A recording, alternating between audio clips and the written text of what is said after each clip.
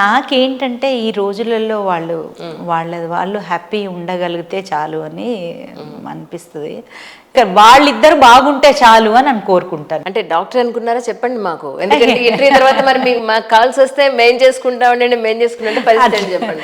అట్లేదు, doctor అని ఏం పర్టికులర్గా లేదు.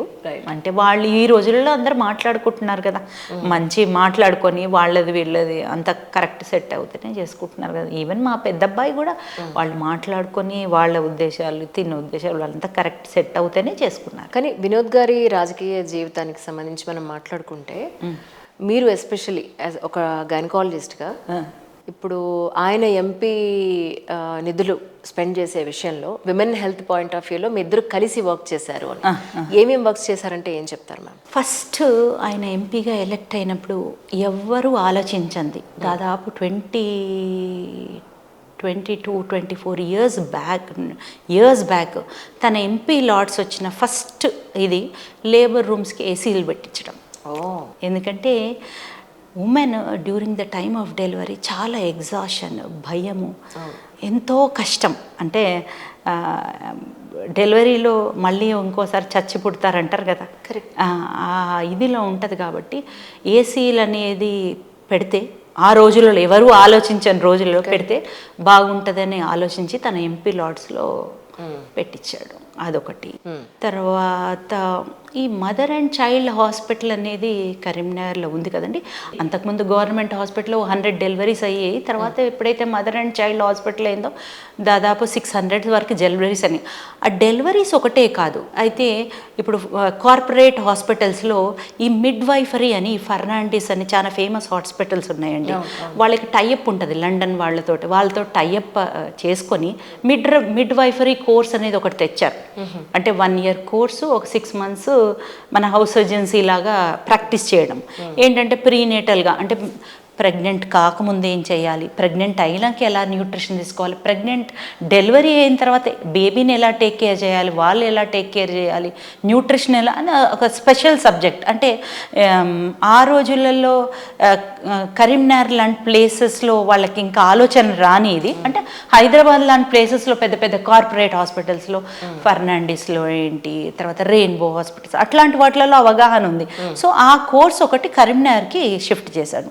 అండ్ సైమల్టేనియస్లీ అవుతున్నప్పుడు నేను కూడా అన్నాను, అదొక్కటే కాదు, ఎన్ఐసియు అనేది చాలా స్ట్రాంగ్గా డెవలప్ చేస్తే బాగుంటుంది అన్నప్పుడు వెంటిలేటర్స్, చిల్డ్రన్ కోసం వెంటిలేటర్, పుట్టంగానే కొంతమంది ఏడవకపోవడం అట్లా నియోనేటల్ కేర్ అనేది చాలా ఇంపార్టెంట్ అనేవి ఆయనతో డిస్కస్ చేసినప్పుడు దాని గురించి కూడా మాట్లాడి కొంచెం వెంటిలేటర్స్ కానీ సిప్యాప్ మెషిన్స్ కానీ ఎక్కువ పెట్టారు అక్కడ. ఎందుకంటే నేను ఈ ఎలక్షన్ టైంలో క్యాన్వాస్ టైంలో ఒక పేషెంట్ అనిందనమాట, నా 2 ట్విన్స్ పుట్టారమ్మా, బయట పుడితే లక్షలు అవుతాయి అంట కదా, అక్కడ చాలా ఫ్రీగా అయిపోయిందమ్మా అని తన హ్యాపీనెస్ తన కళ్ళలో, అంటే చాలా పూర్ ఉమెన్ 2 కిడ్స్ని మెంటల్లీ హెల్తీగా ట్విన్స్ పుట్టి అవన్నీ అనేది because of that neonatal care unit తను చేయగలిగామని అనిపించింది. అదొకటి. తర్వాత హీ థింక్ సో మచ్, మన ఈ పిల్లల గురించి కూడా చాలా ఆలోచిస్తాడు తను, పిల్లల ఎడ్యుకేషను. అంటే ఈ రోజులలో పిల్లలు ఈ సూసైడ్ చేసుకోవటము, చిన్న మార్క్స్కే 1 మార్కులు 2 మార్కులు తక్కువైనని సూసైడ్ గురించి అంటే కౌన్సిలింగ్ సెంటర్స్ పెడితే బాగుంటుంది, ఎట్లా అంటే ఈ క్రమంలో ఒకసారి స్పందన ఫౌండేషన్ వాళ్ళు కూడా యాంటీ సూసైడల్ అని ఒకటి సంస్థ ఉంది కదా, వాళ్ళతో మాట్లాడి ఎందుకు ఇట్లా చేస్తున్నారు, ఏంటి కాన్ఫిడెన్స్ లేకపోవడము అది ఇది అన్నప్పుడు తను ఈ 10th క్లాస్ పిల్లలకి ఒక సెల్ఫ్ కాన్ఫిడెన్స్ ఇచ్చే ఒక క్లాస్ తీసుకుంటే ఎట్లా ఉంటుంది, కౌన్సిలింగ్ సెంటర్స్ కంపల్సరీ స్కూల్లో మ్యాండేటరీ పెట్టాలి ఈ కౌన్సిలింగ్ సెంటర్స్ అనేటిది ఒకటి. తర్వాత ఇంటర్లో స్కిల్ డెవలప్మెంట్ గురించి అది ఉంటే బాగుంటుందని అది కూడా ఆలోచన. అంటే ఇంటర్ అయిపోగానే వాళ్ళు ఏదో ఒక జాబ్ చేసుకొని వాళ్ళ పాకెట్ మనీ వాళ్ళు ఎర్న్ చేసుకున్నట్టు, అంటే ఫారెన్లో అందరు మోస్ట్ ఆఫ్ ద పీపుల్ అట్లాగే చేస్తారు కదా, ఇంటర్ తర్వాత 18 years తర్వాత they have to go out of home.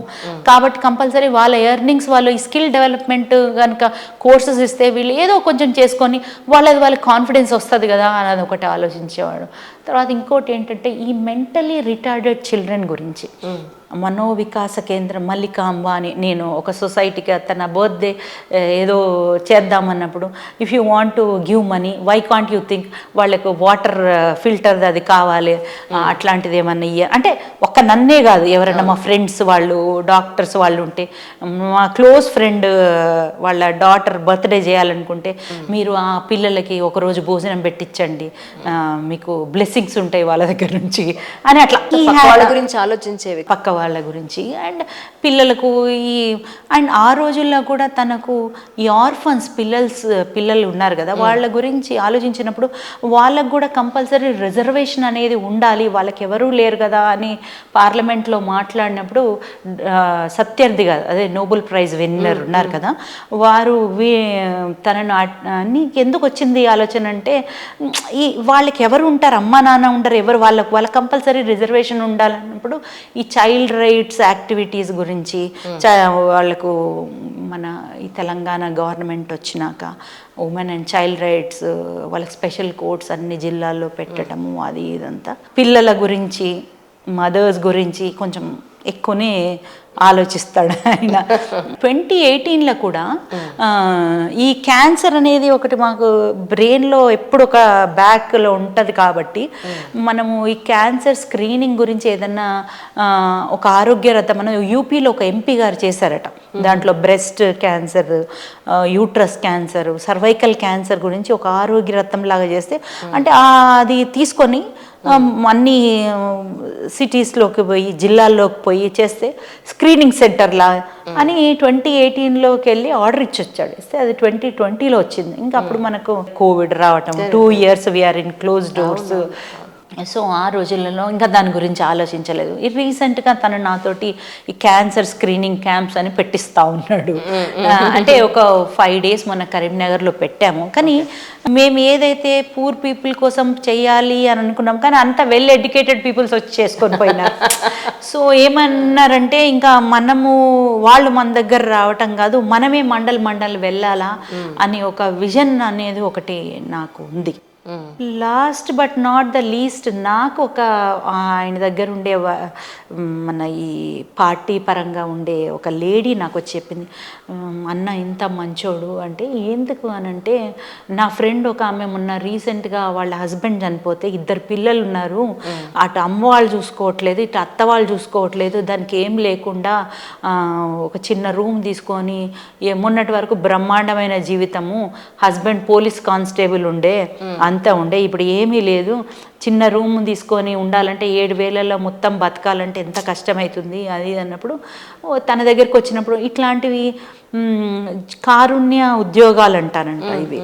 ఇట్లాంటివి జాబ్స్ ఏమున్నాయి, ఎన్ని రోజుల కింద వచ్చినాయి, దాదాపు 1,200 members అంటే హస్బెండ్ చనిపోయిన వాళ్ళే కాకుండా చిన్న పిల్లలకు ఫాదర్ చనిపోయిన వాళ్లకు కారుణ్య ఉద్యోగాలు అంటారంట. వీటిని దాదాపు 1,200 మందికి మొన్న ఇప్పించాడు ఆయన. అంటే స్పెషల్ జీవో తీసుకొచ్చి వాళ్లకు స్పెషల్ కేటగిరీ మీద జాబ్స్ లేకున్నా కూడా జాబ్స్ కల్పించి వాళ్ళకి జాబ్స్ ఇప్పించాడట.